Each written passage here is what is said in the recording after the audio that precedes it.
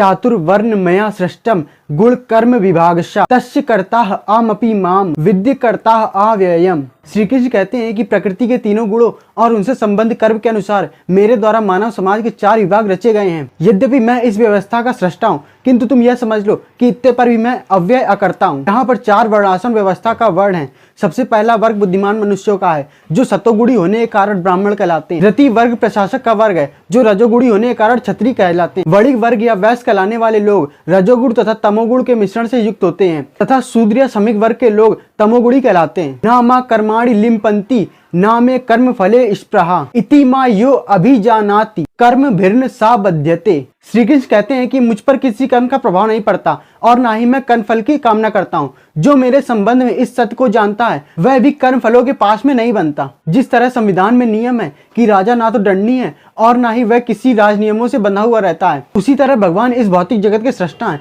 किंतु वे इस भौतिक जगत के कार्यों से प्रभावित नहीं होते। किम कर्मेति कव्यो अप्यत्र मोहिता तते कर्म प्रच्छयामि यज्ञ ज्ञात्वा मोक्षसे अश्रुभात। श्री कृष्ण कहते हैं कि कर्म क्या है और अकर्म क्या है, इसे निश्चित करने में बुद्धिमान मनुष्य भी मोहग्रस्त हो जाते हैं।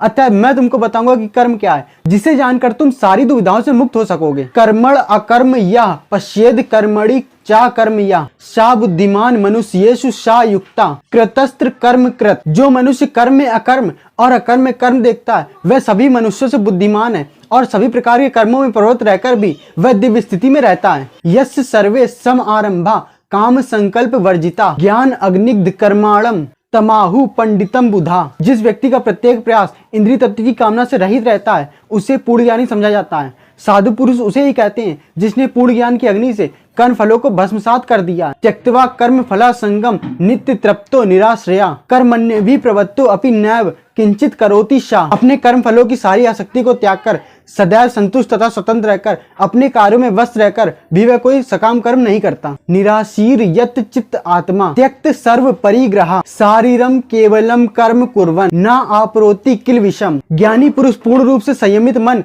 तथा बुद्धि से कार्य करता है। वह अपनी संपत्ति के सारे स्वामित्व को त्याग देता है और केवल शरीर निर्वाह के लिए कर्म करता है। इस तरह कार्य करता हुआ वह पाप रूपी फलों से प्रभावित भी नहीं होता है। यदृच्छा लाभ संतुष्टो द्वंद अतीतो विमत सरा समाह सिद्धव सिद्धौ चा कृत्वपि ना निबध्यते। जो स्वतः होने वाले लाभ से संतुष्ट रहता है, जो द्वंद से मुक्त है और ईर्ष्या नहीं करता, जो सफलता तथा असफलता दोनों में स्थिर रहता है, वह कर्म करता हुआ भी बनता नहीं। कृष्ण भावना भावित व्यक्ति शरीर निर्वाह के लिए ज्यादा लालच नहीं करता। वह ना तो मांगता है और ना ही उधार लेता है, बल्कि वह सच्चाई से अपना कर्म करता है और जो प्राप्त होता है उसी में संतुष्ट रहता है। श्रोत्रादीनि इंद्रियाणि अन्ये संयम अग्रीसु जुह्वति शब्दादीन विषयान अन्ये इंद्रिय अग्रीसु जुह्वति। कुछ विशुद्ध ब्रह्मचारी श्रवण आदि क्रियाओं तथा इंद्रियों को मन की नियंत्रण रूपी अग्नि में स्वाहा कर देते हैं, तो दूसरे लोग इंद्रिय विषयों को इंद्रियों की अग्नि में स्वाहा कर देते हैं। मानव जीव के 4 आश्रमों के सदस्य ब्रह्मचर्य, गृहस्थ, वानप्रस्थ तथा सन्यासी पूर्ण योगी बनने के निमित्त है। हमें मानव जीवन पशुओं की भांति इंद्रिय तृप्ति के लिए नहीं दिया गया है, बल्कि ये 4 आश्रम इस प्रकार बनाए गए हैं